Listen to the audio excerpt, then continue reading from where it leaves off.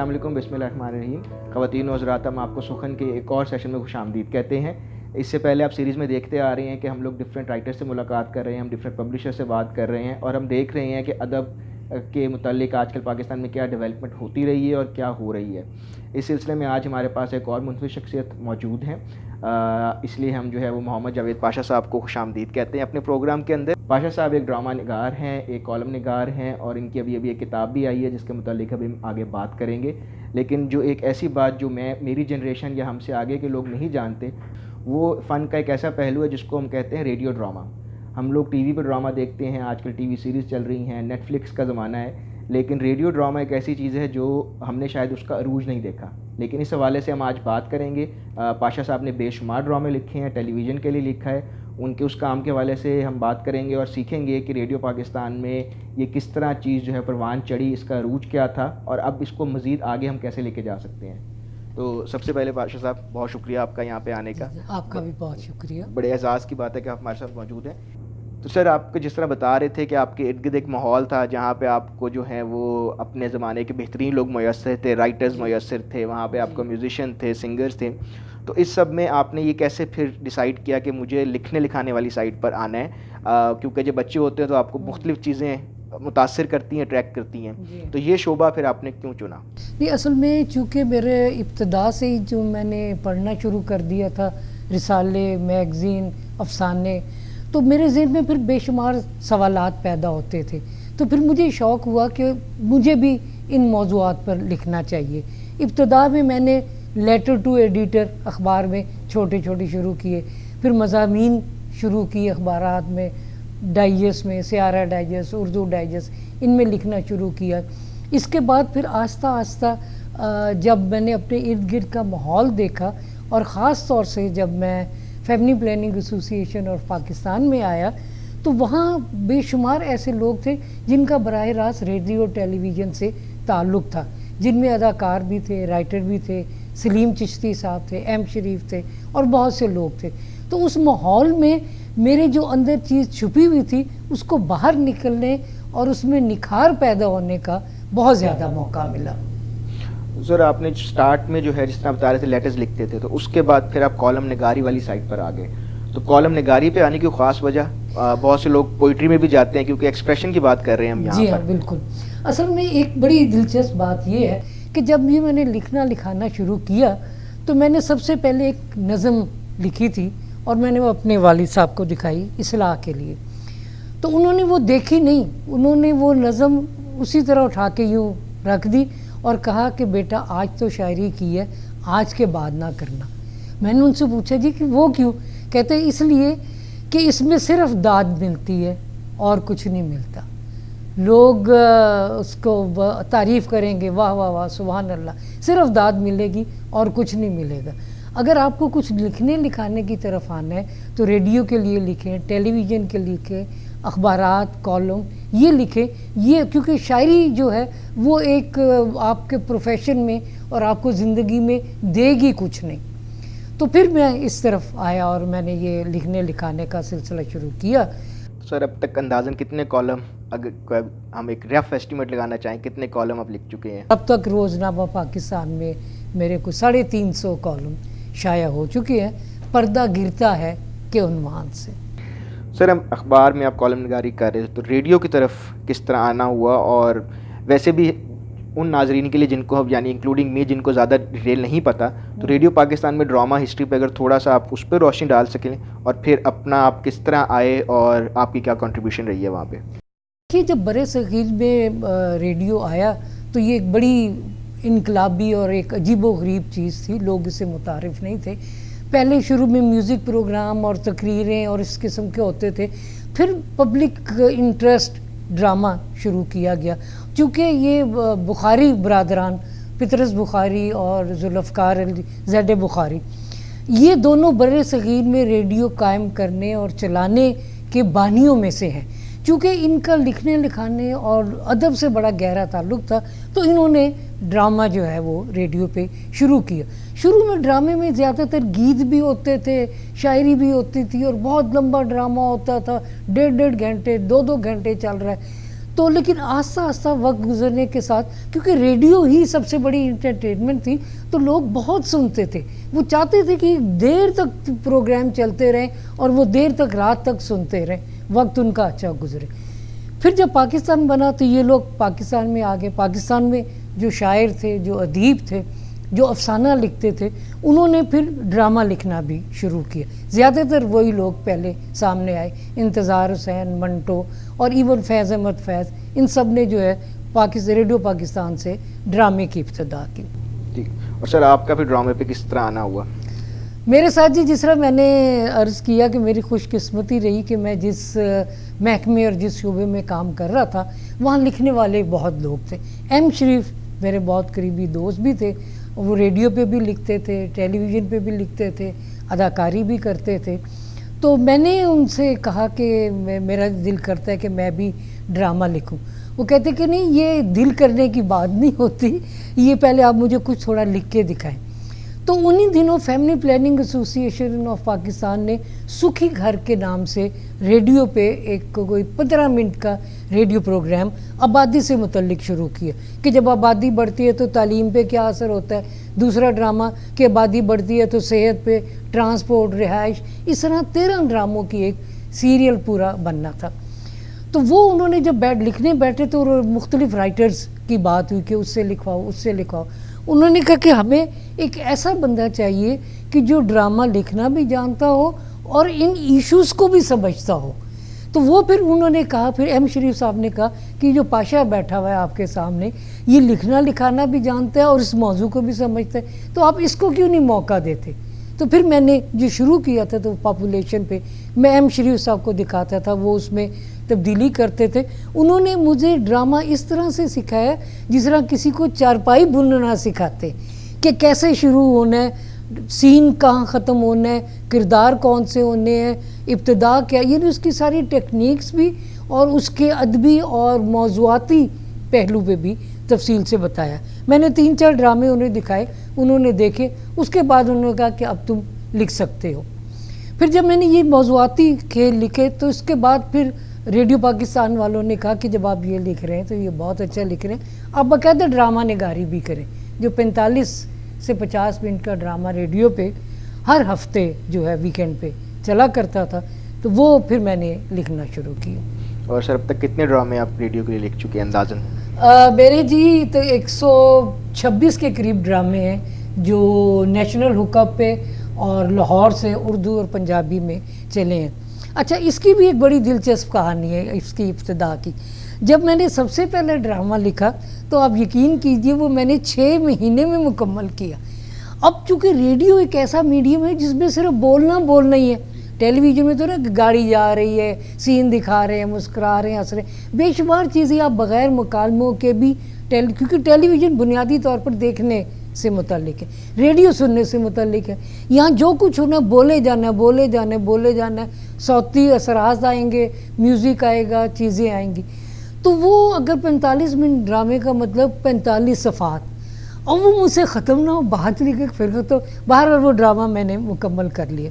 تو وہ پھر میں ان کے پاس لے کے گیا۔ اچھا، عجیب اتفاق ہے، ان دنوں پاکستان کی گولڈن جبلی منائی جا رہی تھی، 50 سال تھے، تو 14 اگست کو ڈرامہ چلنا تھا گولڈن جبلی کا، تو وہ میں لے کے گیا ڈرامہ۔ تو میں نے ان سے کہا کہ جی میں نے ڈرامہ لکھا، تو انہوں نے کہا کہ جی بات یہ ہے کہ گولڈن جبلی کا ڈرامہ تو بہت اہم ہے، 50ویں سالگرہ پاکستان کی، اس کے لیے احمد ندیم قاسمی صاحب ڈرامہ لکھ رہے ہیں تو وہ چلے گا، اگر وہ کسی وجہ سے نہیں آتا تو پھر ہم دیکھ سکتے ہیں اس ڈرامے کو۔ تو یقین کریں میں دن رات دعائیں کرتا رہا کہ یا اللہ قاسمی صاحب کا ڈرامہ نہ آئے، اس لیے کہ احمد ندیم قاسمی ایک اتنا بڑا نام تھا کہ اگر ان کا ڈرامہ نہ بھی چلتا تو ان کی قدآور ادبی شخصیت پہ کوئی فرق نہیں پڑنا تھا۔ اور میری چونکہ ابتدائی دور تھی تو ہوا یہ کہ وہ ڈرامہ نہیں آیا، تو وہ الحمدللہ میرا پہلا ڈرامہ پاکستان 14 اگست کو پہ جو ہے گولڈن جبلی کے موقع پہ چلا، اور مجھے بڑی اس چیز کی خوشی تھی۔ اس کے بعد پھر چل سوچا۔ سر ہماری تھوڑی انڈرسٹینڈنگ کے لیے اگر آپ یہ بتا سکیں، جس طرح آپ بتا رہے تھے نا کہ اس پہ ویژول ہمارے پاس ہوتے ہیں، تصویر نظر آ رہی ہوتی ہے اور ہم دیکھ سکتے ہیں کہ اچھا گاڑی ہے، اس طرح کے یہ جو اثرات ہوتے ہیں، یہ جن کو آپ ویژولائزیشن کہتے ہیں، جی یہ جی آپ ڈرامہ لکھتے ہوئے یہ رائٹر کا کام ہوتا ہے، یا یہ جو آپ کے ووکل آرٹسٹ ہوتے ہیں، صداکار میرا خیال کو کہا جاتا ہے، جی وہ جی اپنی آواز میں تاثرات سے پھر اس میں نکھار لے آتے ہیں؟ تو یہ کس طرح ایک میں تھوڑا ٹیکنیکل پوائنٹ آف ویو سے سمجھنا چاہ رہا ہوں. دیکھیے ریڈیو کے لیے لکھنا جو ہے وہ سب سے مشکل میڈیم ہے، اور آپ کے جتنے آپ ٹیلی ویژن پہ دیکھتے ہیں آرٹسٹ وہ سب ریڈیو سے ہی گئے ہیں. ابتدا میں جب ٹیلی ویژن شروع ہوا، ریڈیو کے لیے لکھنا ایسا ہی ہے کہ آپ یہ سمجھے کہ آپ کسی نابینا آدمی کے لیے لکھ رہے ہیں، کیونکہ نظر تو کچھ نہیں آ رہا، جو کچھ ہے وہ سن رہا ہے، چاہے وہ ٹرین کی آواز ہو، لوگوں کے مکالمے ہو، لہروں کا شور ہو، ہوا کی سنسناہٹ ہو، یہ سب کچھ جو ہے آپ کے صرف آواز اور مکالمے اور صوتی اثرات کے ذریعے جو ہے ظاہر کرنا ہوتا ہے. اس میں سب سے اہم چیز ہوتی ہے سین کو اسٹیبلش کرنا. مثلا نظر تو کچھ نہیں آ رہا، اب کیسے پتہ چلے کہ یہ جو بندہ بات کر رہا ہے یہ کتنی عمر کا ہے، اس کی شکل کیسی ہوگی، اس کا تعلیمی پس منظر کیا ہوگا، یہ کہاں بیٹھا ہوا ہے، یہ کس ماحول میں ہے، یہ غریب خاندان میں بیٹھا ہوا ہے، گاؤں میں ہے، شہر میں ہے، یا دفتر میں بیٹھا ہوا ہے، اور اس کا لباس کیسا ہے، یہ اس کی شخصیت کیسی. یہ سارا کچھ ہمیں الفاظ سے ہی ظاہر کرنا ہوتا ہے یا صوتی اثرات سے. تو اس میں سب اہم چیز یہ ہوتی ہے کہ ہم باتوں میں اس کو کر سکتے ہیں، پھر ہمیں سین پورا دکھانا ہوتا ہے اس طرح سے کہ دیکھنے والے کو لگے کہ وہ سن نہیں رہا بلکہ دیکھ رہا ہے. مثلا میں آپ کو اپنے ایک ڈرامے کی مثال دوں. ہمارا ایک ڈرامہ میں نے لکھا تھا جو اندرون شہر پہ تھا، رنگ محل یا آپ بھاٹی میں دیکھتے ہیں 4 منزلہ مکان ہے، اور وہ آخری منزل سے خواتین نیچے سبزی والے سے سبزی لے رہی ہیں اپنا چھکا لٹکا کے، اور وہ اس میں ڈال رہا ہے اور وہ کر رہا ہے. اب ٹیلی ویژن پہ تو آپ 4 سیکنڈ میں یہ سب کچھ دکھا دیں گے، لوگوں کو سمجھ آ جائے گا. اب ریڈیو پہ کیسے پتہ چلے کہ خاتون ہے جو اندرون شہر 4 منزل پہ گھر کھڑی ہوئی ہے، نیچے سبزی والا گلی میں ہے، اس سے وہ سبزی لے رہی ہے. تو اس میں ہم اس کا یہ سلسلہ ہوتا ہے کہ وہ اوپر سے جو ہے ہم ایک لکھتے ہیں پکار کر لفظ، کہ جہاں اس نے اونچا بولنا ہوتا ہے یا اس طرح فاصلے سے. مثلا وہ عورت کہتی ہے کہ او بھائی دیکھ ذرا یہ کیا کر رہا ہے، مجھے یہاں 4 منزل سے نظر آ رہا ہے کہ تو یہ ٹماٹر جو ہے یہ گلا ہوا تو نے ڈالا ہے، یہ نکال یہاں سے. وہ بھی پھر اسی انداز سے بولتا ہے باجی میں ٹھیک چیز پا رہا وہاں. اس کو یہ لگے کہ یہ بات کہیں فاصلے سے ہو رہی. اچھا اب اس میں پھر ایک اور موڑ آتا ہے کہ جب وہ اسے پیسے دینے لگتی ہے تو اپنی بیٹی کو بلاتی ہے جو ساتھ کے کمرے میں، وہ بھی پکار کے. اب دیکھنے والے کو کیسے پتہ چلے کہ یہ عورت بیک وقت ایک ایسے بندے سے بھی بات کر رہی ہے جو 4 منزلہ نیچے ہے، اور ایک بیٹی سے بھی بات کر رہی ہے جو ساتھ کے کمرے میں. تو پھر وہ اس طرح کہے گی کہ وہ جب اچھا میں انہیں پیسے دینی ہاں، ٹھہر جا ذرا. بیٹی کو بلائے گی نشینا اے ذرا میرا پرس سے پھڑائی نال دے کمرے چو. اب یہ ساری الفاظ کے اتار چڑھاؤ نے، بولنے کے تاثر نے بتا دیا کون بول رہا ہے. اور جو بولنے والی ہے وہ ایک گھریلو خاتون ہے، اور وہ سبزی لے رہی ہے، سبزی والا کہاں ہے، بیٹی کہاں ہے، اور یہ گھر چھوٹا سا ہے ساتھ کے کمرے میں. یہ سارا کچھ جو ہے نا آپ کو آوازوں، لہجے، اتار چڑھاؤ، میوزک اور دیگر اثرات سے جو ہے وہ ظاہر کرنا پڑتا ہے.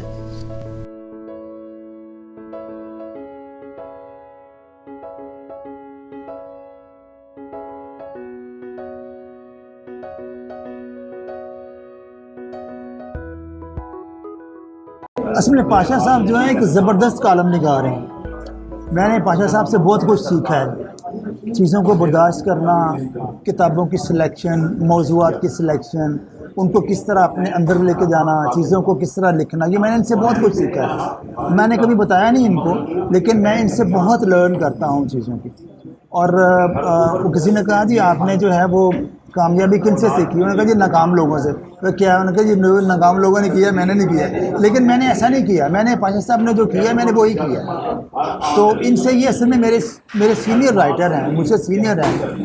تو ان کی سوچ سے، ان کے طرز عمل سے، ان کے لکھنے سے، یہ جب بھی اچھا کالم لکھتے ہیں ہمیشہ اچھا ہی لکھتے ہیں، کہ مجھے بھجواتے ہیں، پھر اس پہ ہم ڈسکشن بھی کرتے ہیں. میں نے پاشا صاحب سے بہت کچھ سیکھا، اور میں سمجھتا ہوں کہ آج اس وقت اردو کی دنیا میں، ریڈیو کی دنیا میں پاشا صاحب واحد رائٹر ہیں جو سب سے اوپر ہیں.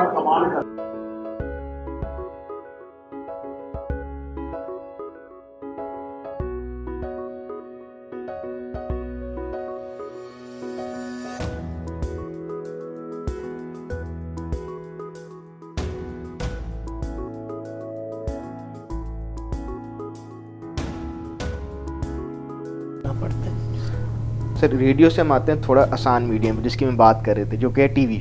جی تو جہاں پہ یہ سارے مسئلے نہیں ہوتے, جہاں پہ آپ اس چیز کو پورا ایک امیج کے طور پہ دکھا سکتے ہیں. ٹی وی کی طرف آپ کے کس طرح آنا ہوا اور وہاں پہ آپ نے کن موضوعات پہ لکھا ہے اور لکھنا چاہتے ہیں ابھی مزید؟ جی اچھا دیکھیے, پتہ نہیں اب آپ شاید حیران ہوں گے کہ میرے ساتھ ہر دفعہ کوئی نہ کوئی اتفاق ہو جاتا ہے. ایم شریف صاحب کا میں پھر نام لوں گا, ان سے میں نے بہت کچھ سیکھا. وہ ایک دفعہ ہم ٹیلی ویژن پہ گئے تو وہاں ایک کھیل لکھا جانا تھا, عید کا ڈرامہ تھا. تو وہ انہوں نے شریف صاحب سے کہا کہ شریف صاحب آپ نے یہ ڈرامہ لکھنا ہے. اچھا ان دنوں وہ لکھنے میں اور اداکاری میں اتنے مصروف تھے کہ وہ ان کے پاس وقت نہیں تھا. تو انہوں نے میری طرف اشارہ کر کے پروڈیوسر کو کہا کہ یہ ہے, یہ پاشا لکھے گا. تو اب وہ تھوڑے سوچ میں پڑ گئے کیونکہ اس سے پہلے میں نے ٹیلی ویژن کے لیے لکھا نہیں تھا. تو انہوں نے کہا جی گھبراؤ نہیں, میں پیچھے بیٹھا ہوں, میں دیکھ لوں گا, آپ بے فکر ہو جائیں. پھر میں نے ایک وہ ٹیلی ویژن کے لیے ڈرامہ لکھا, وہ عید کا ڈرامہ تھا, عید پہ تھا. تو وہ ڈرامہ پھر ایم شریف صاحب کو دکھایا میں نے, انہوں نے 2-3 دفعہ کاٹا کیا. وہ واحد ڈرامہ تھا جو میں نے 3 دفعہ وہ اس کا اسکرپٹ لکھا. پھر وہ ڈرامہ عید والے دن پرائم ٹائم پہ جو ہے وہ پاکستان ٹیلی ویژن, جب پاکستان ٹیلی ویژن چھایا ہوا تھا کیونکہ 10-12 سال پہلے کی بات ہے, تو وہ اس پہ وہ ڈرامہ چلا تھا, باقی کیا بچا. تو اس کے بعد پھر جب جنہوں نے وہ ڈرامہ دیکھا اس میں کچھ مزاحیہ, ظاہر ہے عید کا ڈرامہ ہے تو وہ دلچسپی ہوگا. پھر مجھ سے رابطہ کیا سلیم شیخ صاحب نے کہ میں نے ایک سٹ کام تیار کرنا ہے تو میں چاہتا ہوں میں آپ سے لکھواؤں. انہوں نے پھر مجھ سے جب لکھوایا تو پھر میں نے 4 سٹ کام ان کے لیے کیے, کھجور میں اٹکے اور پگلے یہیں کے, آدھا گھر, اور اس قسم کی جو 13 قسطوں پر مشتمل تھے وہ میں نے ان کی 4 ڈرامہ سیریل کیے سٹ کام. اور اس کے بعد پھر انڈیپینڈنٹ پلے بھی کیے, بڑی عید کے موقع پہ, چھوٹی عید کے موقع پہ, 6 ستمبر کے موقع پہ, اس طرح جب خاص موقع آتے تھے تو اس کے لیے بھی ٹیلی ویژن کے لیے میں نے, میرے تقریباً 100 سے زیادہ ڈرامے ٹیلی ویژن پہ چل چکے ہیں. سر آپ جس طرح بتا رہے تھے کہ ایک وہ ماحول اس ٹائم ایسا تھا کہ جو بڑے تھے, جو آپ کے اساتذہ تھے, وہ مینٹور بھی کرتے تھے, سمجھاتے بھی تھے, غلطیاں بھی بتاتے تھے. تو اگر آپ اپنے پیچھے زندگی پہ ڈالتے ہیں, نظر ڈالیں, تو آپ کو کس لکھاری نے زیادہ متاثر کیا؟ کون, ابھی آپ نے ایم شریف صاحب کا نام لیا, اور ان کے علاوہ کون سے ایسے ٹیچرز ہیں جن کو آپ یاد کرتے ہیں؟ دیکھیے جی, سب سے بڑا نام ہمارے ریڈیو ٹیلی ویژن ادب میں اشفاق احمد کا ہے. میں انہیں اپنا روحانی استاد کہتا ہوں.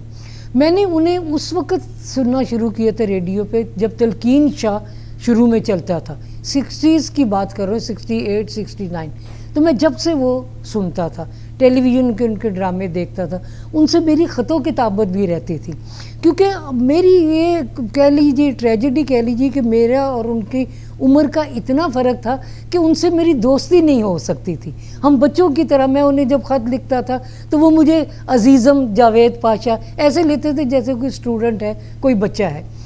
تو ان کی جو کچھ میں نے دیکھا, کیونکہ وہ جو ریڈیو کے لیے, ٹیلی ویژن کے لیے خود تلقین شاہ میں بولنا اور ان کے جو افسانے اور ان کا جتنا کام ہے وہ اتنا شاندار اور اتنا طویل ہے اور اتنا بڑا ہے کہ جس کی کوئی انتہا نہیں.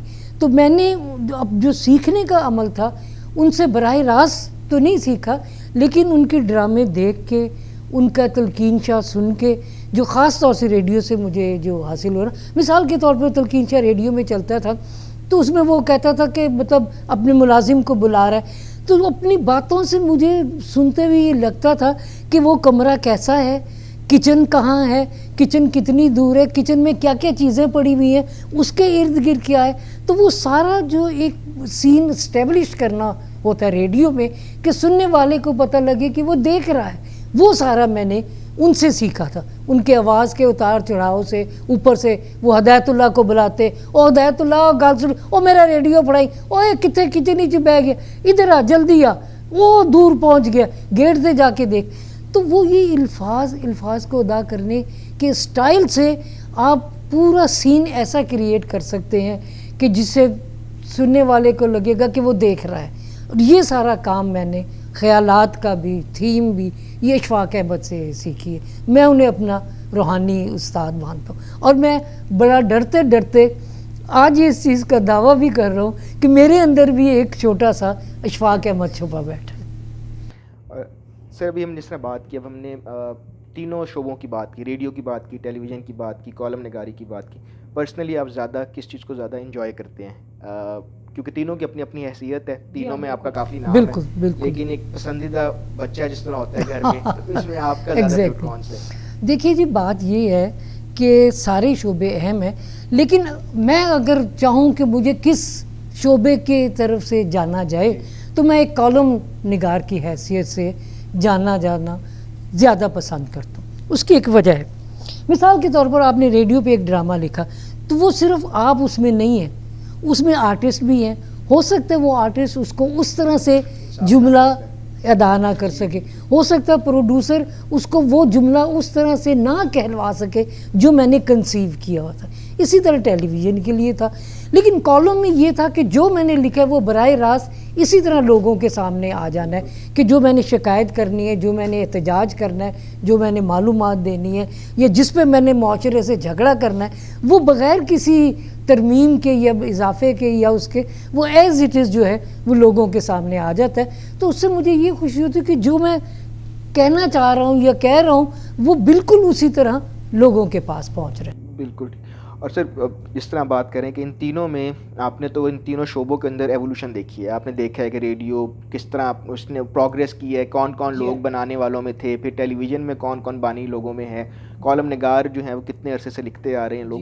تو اب آپ دیکھتے ہیں کہ اس ٹائم ہمارا جو سٹینڈرڈ ہے ان شعبوں میں وہ آپ کے خیال میں ہم نے کتنا امپروو کیا ہے؟ کہاں پہ ہم لوگ جو ہیں وہ بھی زوال پذیر ہوئے ہیں، یا کہاں پہ ہم لوگ مزید تنزلی کی طرف جا رہے ہیں، اور اس کے لیے ہم کیا کر سکتے ہیں؟ دیکھیے سائنسی ترقی اور یہ جو اب کا دور ہے کمپیوٹر کا، موبائل کا اور یہ ساری چیزوں کا، اس کے ہمیں بڑے فائدے ہیں، لیکن اس نے ایک بہت بڑا نقصان کیا. اس نے ایک اتنا بڑا گیپ پیدا کر دیا ان رائٹروں میں اور آج کے اسٹوڈنٹس یا میرے بچے بھی یا ایون آپ بھی، کہ وہ بہت فاصلہ آ گیا. مثال کے طور پر جب ہم بڑے ہوئے، ہم نے شعور ہوا، میٹرک میں آئے، پڑھنا کیا، تو ہم یہ اشفاق احمد، نزار حسین، ابن انشا، ممتاز مفتی ان کو پڑھتے تھے. ان سے پہلے انہی لوگوں نے جو ہے وہ دوسرے پرانے رائٹروں کو پڑھا، فرحت اللہ کو پڑھا، پطرس بخاری کو پڑھا، ان کو پڑھا. ان سے پہلے والوں نے حالی کو پڑھا اور ابن الوقت پڑھا اور محمد حسین آزاد کو پڑھا، نذیر احمد کو پڑھا. اس سے پہلے انہوں نے پڑھا. اچھا یہ سلسلہ امیر خسرو سے لے کے شاعری کا حالی تک آیا، اقبال تک آیا، اور پھر آگے فیض احمد فیض اور ان تک سارا آتا. اس کے بعد جب یہ ساری نئی ٹیکنالوجی آئی تو ایک دم بریک آ گئی، سب کچھ ختم ہو گیا.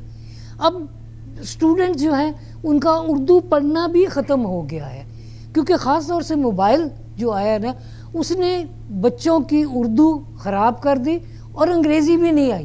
مثال کے طور پر اب مثلا وہ جو لکھتے ہیں لکھ انگریزی میں رہے ہے اردو میں، میں شام کو SHAM شام KO کو آؤں گا. اب یہ کیا ہے؟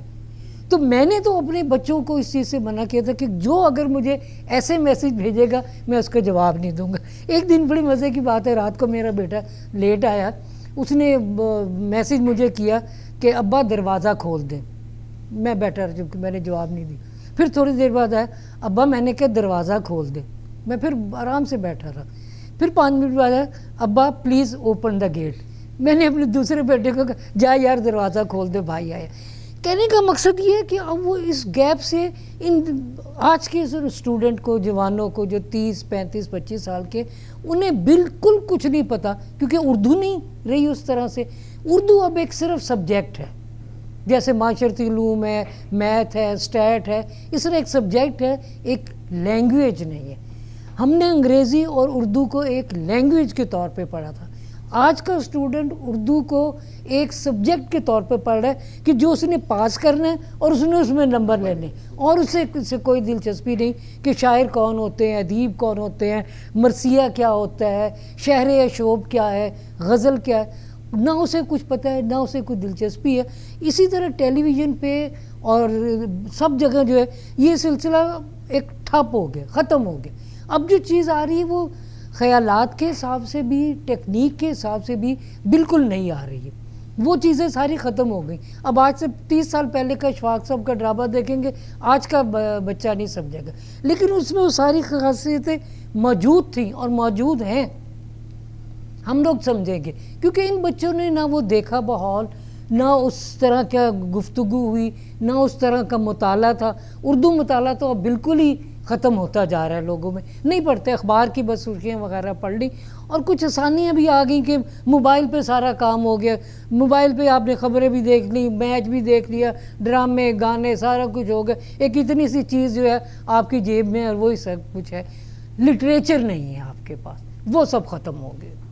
سر اسی سے بلکہ سوال آتا ہے کہ آپ کی اولاد میں سے کوئی آگے اس فیلڈ میں آیا یا آنا چاہتے ہیں, یا ان کا رجحان کس طرف رہا؟ نہیں جی, میری اولاد بھی باقی لوگوں کی طرح ہی ہے. وہ یہ دیکھتے ہیں کہ ہم نے کیا پڑھنا ہے اور اس سے ہمیں کون سی نوکری اچھی ملنی ہے, اس وقت دنیا میں کیا ٹرینڈ ہے, پاکستان میں کیا چل رہا ہے. وہ اپنے they are more career based ان کی زندگی ہے, ان کی سوچ وہ اسی کو اس پہ مرکوز ہیں کہ جو انہوں نے آگے جا کے پروفیشنلی کرنا ہے. اب یہ جو ہوتے تھے نا, جس طرح شوق تھا, جس طرح کوئی کرکٹ کھیلتا ہے, کوئی لوڈو کھیل رہا ہے, کیرم بورڈ کھیل رہے ہیں, مطالعہ کر رہے ہیں, لوگ پڑھا کرتے تھے بہت, ہم بہت پڑھا کرتے. اب پڑھنا چونکہ نکل گیا, لکھنا بھی نکل گیا اور وہ سمجھنا بھی. لیکن ریڈیو جو ہے وہ اب بھی خاصی حد تک جو ہے ادب کو سنبھالے لے جا رہا ہے. وہاں لکھنے والے, سننے والے, کرنے والے اب بھی اسے جڑے ہیں. لیکن وہ میں سمجھتا ہوں یہ ہماری نسل آخری نسل ہے.